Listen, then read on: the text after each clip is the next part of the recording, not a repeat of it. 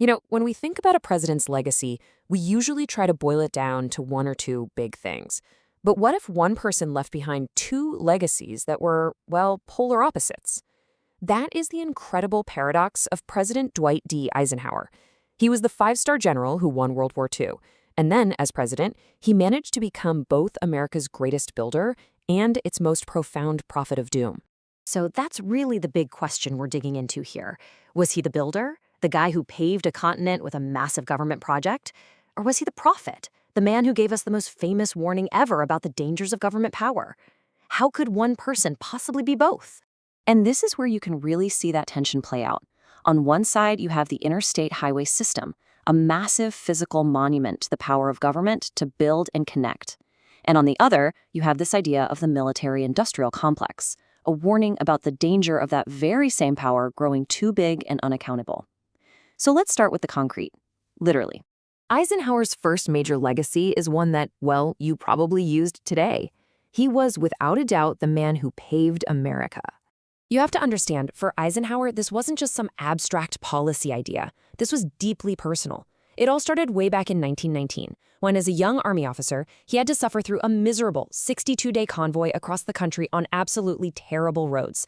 Then, flash forward to World War II, as a general, he saw firsthand how efficient Germany's Autobahn was for moving troops and supplies. He knew, right then and there, that America needed something just like it. For commerce, sure, but also for national defense. So in 1956, he made it happen. He signed the law, and the goal was staggering. Build 41,000 miles of highway to connect the entire country. The scale was just unlike anything that had ever been attempted before. And the price tag? Just as huge, an initial $25 billion. But here's the thing about Ike. He was a fiscal conservative through and through. He insisted it had to be a pay-as-you-go system. So the law created the Highway Trust Fund, which meant the money from federal gas taxes went directly into paying for the roads. And the result? Oh, it was an absolute economic supercharger. It rewired the American economy. Suddenly, you had national brands like McDonald's and Walmart that could build their entire business model around this new logistics network. Trucking became the undisputed king of freight. By one estimate, for every single dollar spent building the system, the economy got about $1.80 back in growth. So yeah, it completely changed the face of America. But that change wasn't good for everyone.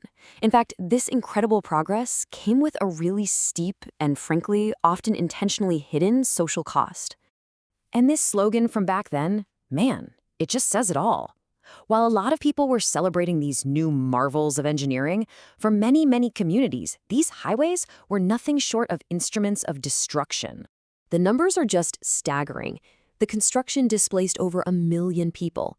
And planners, often using the justification of slum clearance, deliberately routed these highways through the cheapest available land, which almost always meant vibrant, established Black neighborhoods.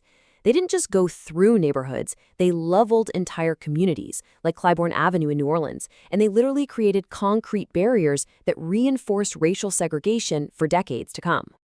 Okay, so that's Eisenhower the builder. But now we have to talk about Eisenhower the prophet. Because in the final moments of his presidency, he delivered his second and maybe even more important legacy, a grave warning about the very nature of power itself. And with this one line, the very same five-star general who commanded the biggest military invasion in history, he coins a phrase that we are still debating today. He warned of a new, powerful force, the military-industrial complex. I mean, what a stunning thing to hear from a man whose military credentials were, well, unimpeachable. But here's the thing most people don't know. As powerful as that warning was, it was actually a watered-down version of what he really wanted to say. The first draft was even more shocking. His brother Milton, who helped write the speech, later said that an early draft actually called it the military-industrial congressional complex. Think about that. Ike himself put Congress in there, but later took it out. Apparently he said something like, "I just can't take on Congress too."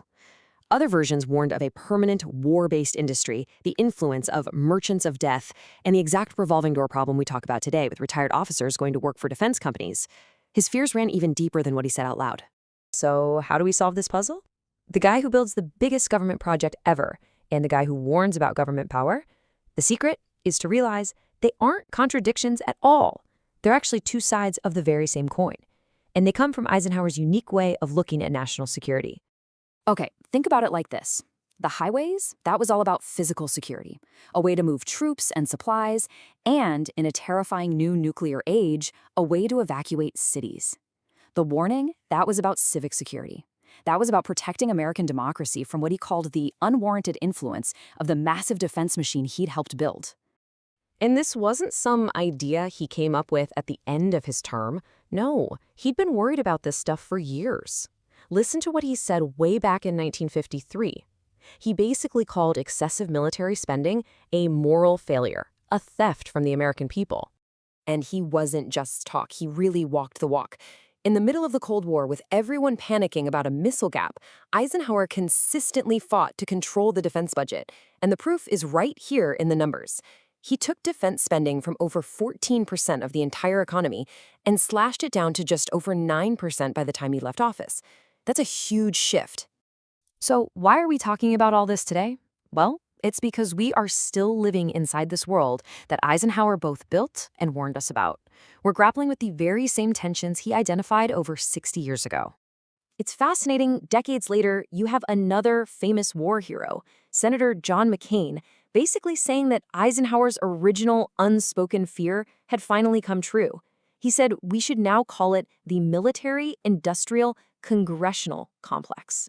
So here's how this modern cycle actually works. It's kind of a perfect self-sustaining loop. First, defense companies make sure to spread jobs for their big projects across as many congressional districts as possible. That creates political buy-in. Then, Congress protects those programs with things like earmarks, even when the Pentagon says it doesn't want or need them. And the whole thing is glued together by that revolving door Eisenhower worried about, as former officials go to work for the very industry they used to oversee. And all of this brings us right back to that central tension, the core paradox of Eisenhower. He proved that a nation can do truly great things, but he also gave us a chilling warning about the powerful forces you unleash to do them. Which leaves us with a pretty heavy question, one that Eisenhower himself wrestled with. Can a country build massive, nation-changing projects without getting captured by the very powerful interests needed to build them? As we look at the challenges facing us today, that question feels more urgent than ever.